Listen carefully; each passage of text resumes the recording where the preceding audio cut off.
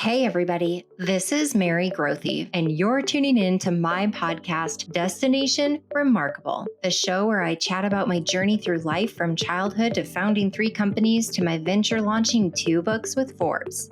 Every week, I'll dive in and unveil the highs, the lows, and even the nitty-gritty details of my journey.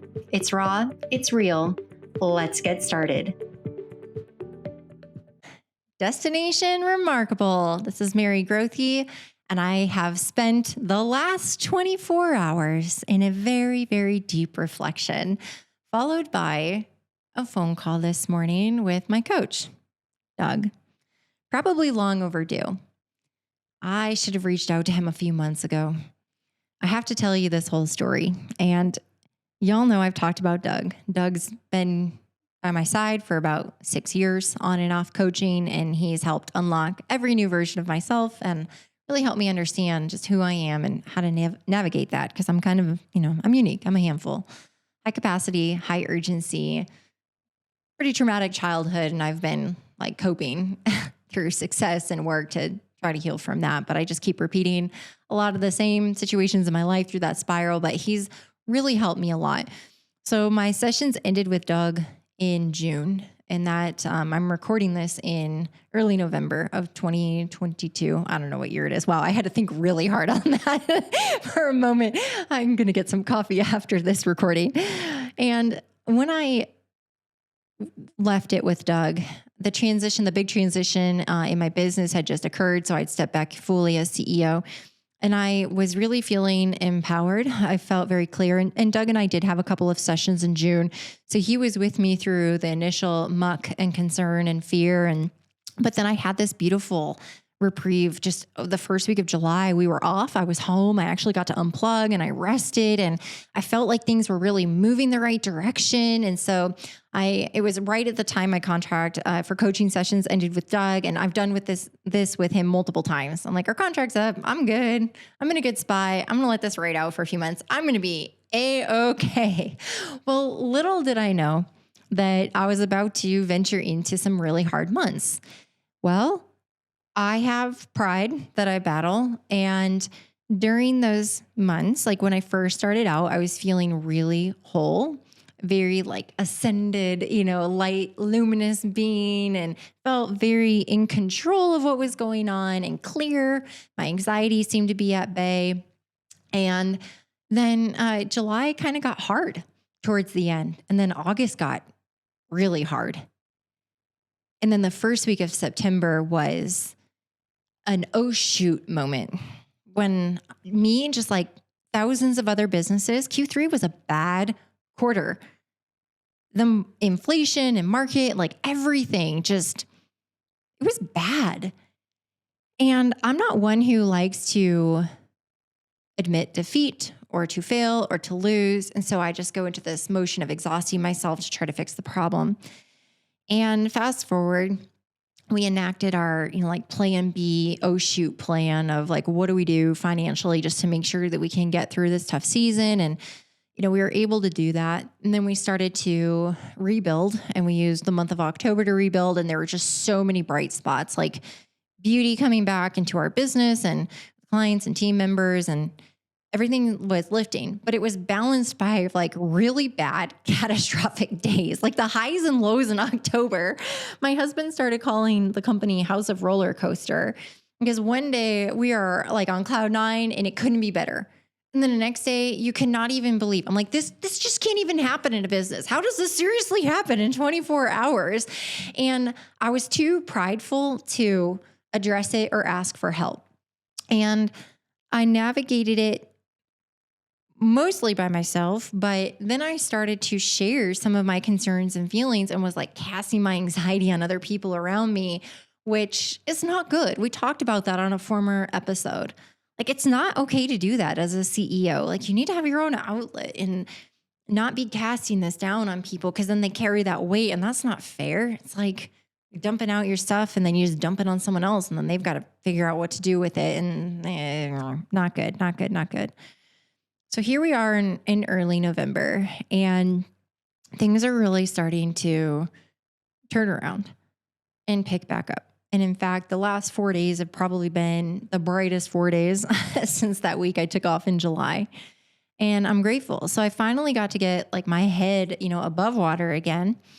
And I sent the SOS via text message to Doug when I was really in the thick of it.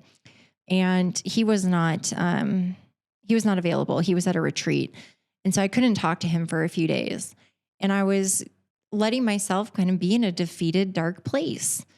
And really just too prideful and not sure who to ask for help and what to do.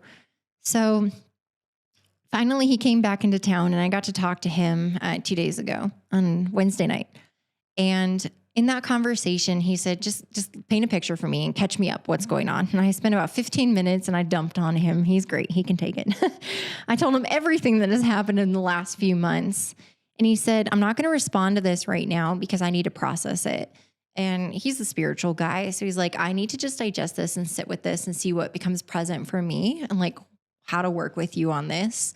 So he took that Wednesday. I also, after I was able to just dump it on him, guess what? Like it went to a really safe place and it cleared me up from the gunk. So I had a really great day yesterday, Thursday.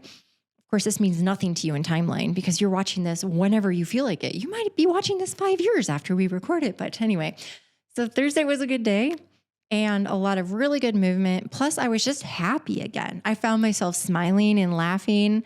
I wasn't having racing thoughts in my mind in that hurricane brain. I wasn't feeling anxious or, like I was screwing up anything or felt like a failure. It was a very light day. It was a very good day, but it freed me up to sit in reflection. And so I'm going through and really trying to identify where did I misstep in the last 4 or 5 months? What could I have done differently? Where do I need to take ownership? And why did I do the things that I did? Like, what was the root cause? Where was I fearful or scared or prideful? And really understanding into the core, like the only way I can change my behavior in the future is to understand what's causing it. And as I shared with you at the top of this episode, and I've mentioned it before, is this spiral.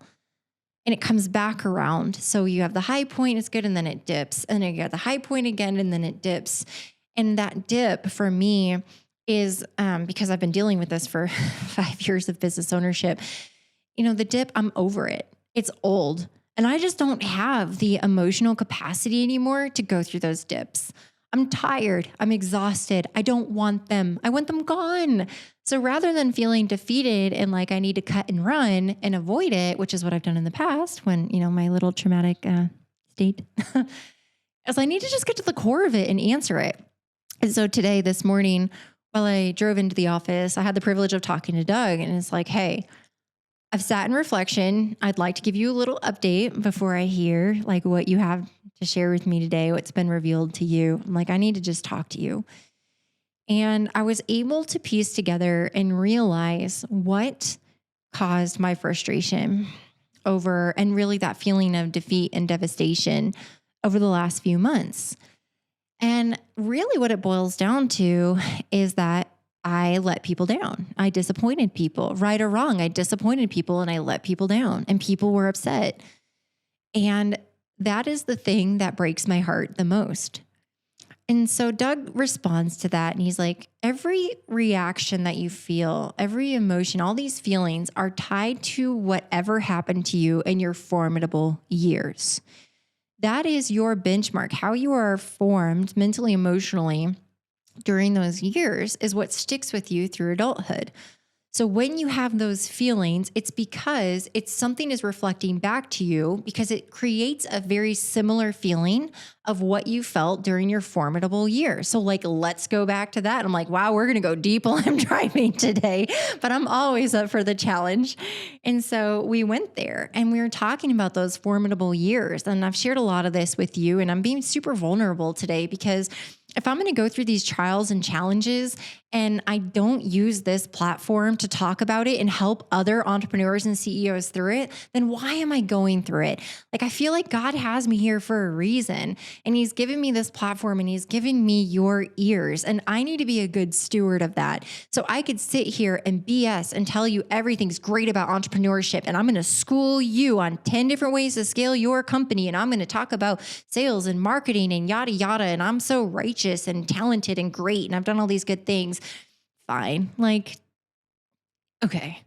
There's a lot of that out there. There's a lot of chest pounding and LinkedIn influencers that just paint this beautiful picture about all their knowledge and they're just so smart and everything's so perfect in their lives. Well, unfortunately, there's too much of that and I don't think that there's enough of this. So at whatever risk it is for me to share vulnerably with you, because I know there are people in my direct circle, team members, clients, et cetera, people in the community listen to this. So at the risk of there being a negative outcome, I do feel like the advantage of helping one person through their journey is worth it. So if you're struggling right now, or you're a friend or close to someone who's going through some of these challenges, like listen to this, have them listen to it, be a friend. Maybe something in my experience is helpful to you. At least that's what I'm hoping. Okay, so let's talk through it. In my formidable years, I had an alcoholic mother and I was the youngest of 4 children. My parents ran a company. They ran a performing arts school and they were very busy. So I did not have a lot of one-on-one time with my parents.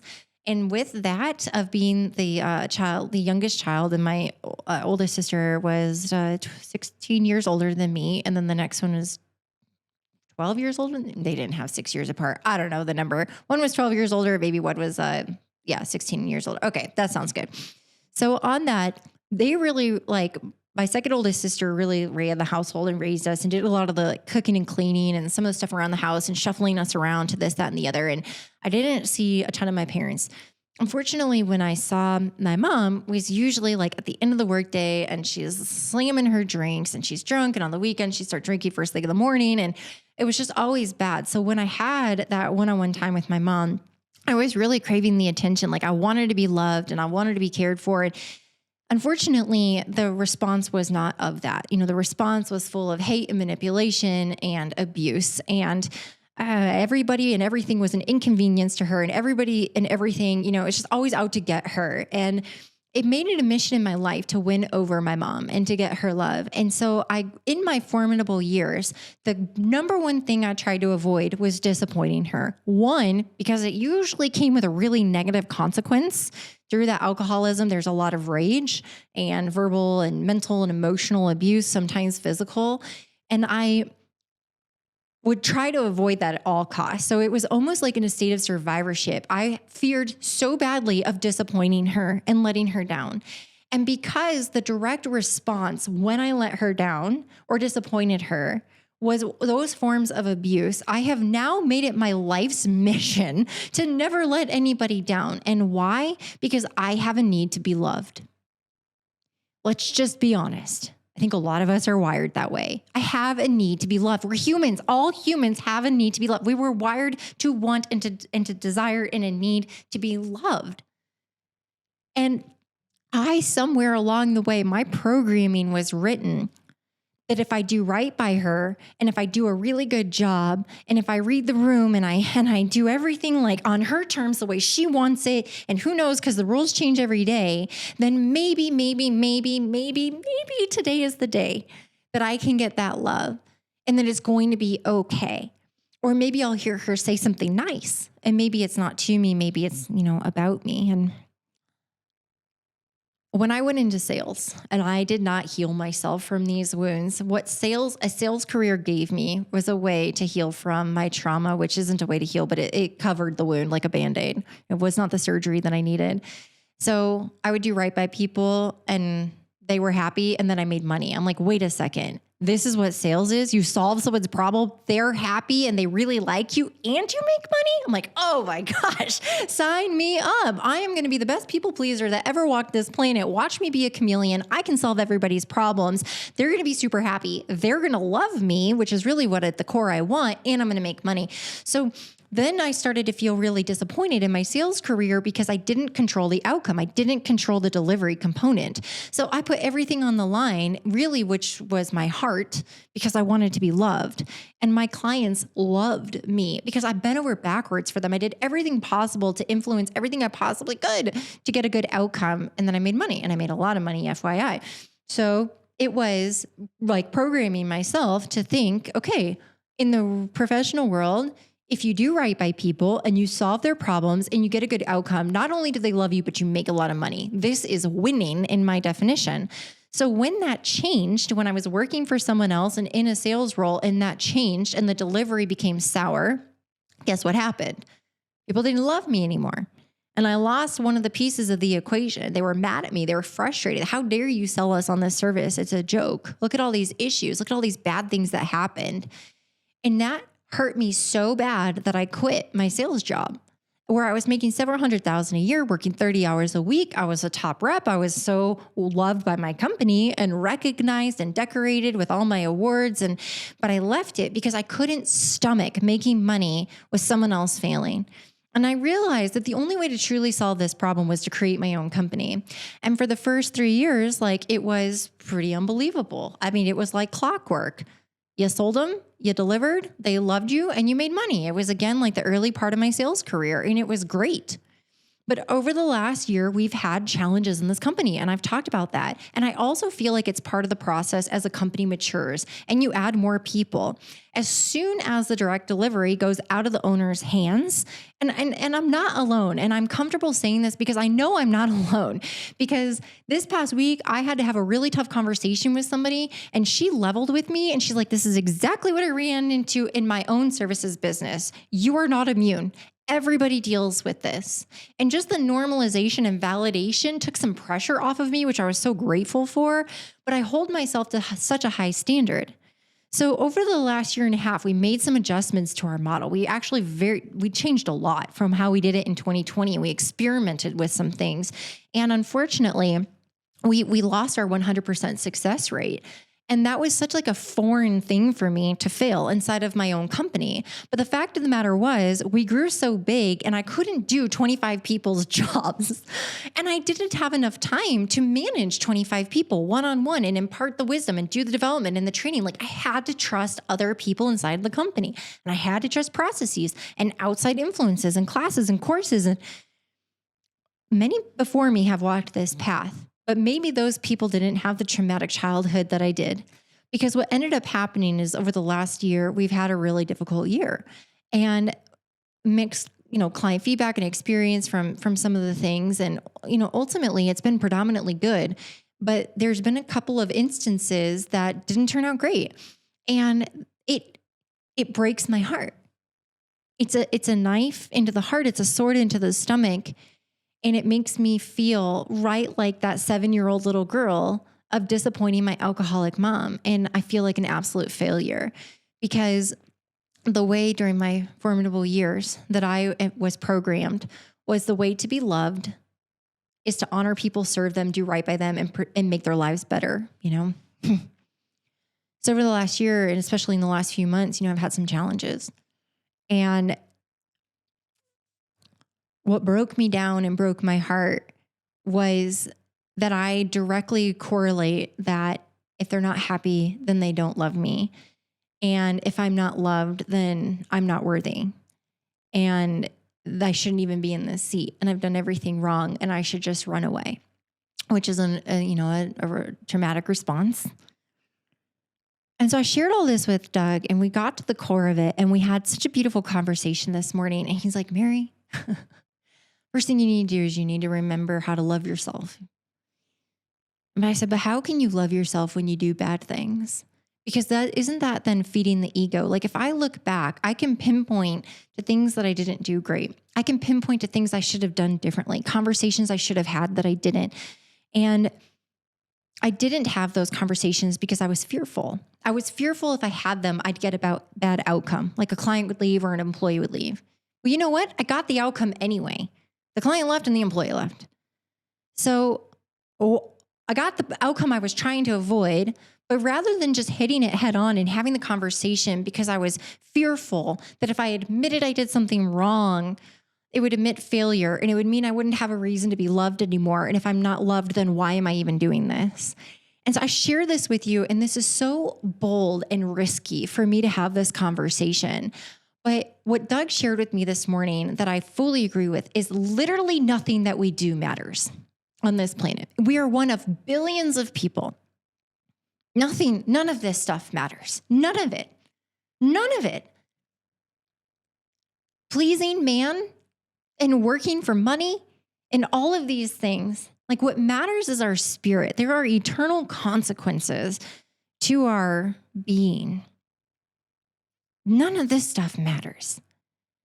And when I realize in more of an elevated state that if I can get my head and heart aligned and get out of the muck and out of the bad feelings that I've messed up, I've screwed up and I got to blame myself for it, and get back into being that whole being where I truly do love myself and I can forgive myself when I make mistakes, and just realizing that we are all broken sinners and we're all humans, which means we are wired to make mistakes. Not one of us is perfect, and we were made in God's image, but we were not made to be perfect. The only perfect one is Him. And through that means we're going to have those trials and challenges, because the only place that we can find peace is through Him. We're not meant to find it in our own doing. We're not meant to find it in a job or a career or a client or a team member or good works. It's only in Him.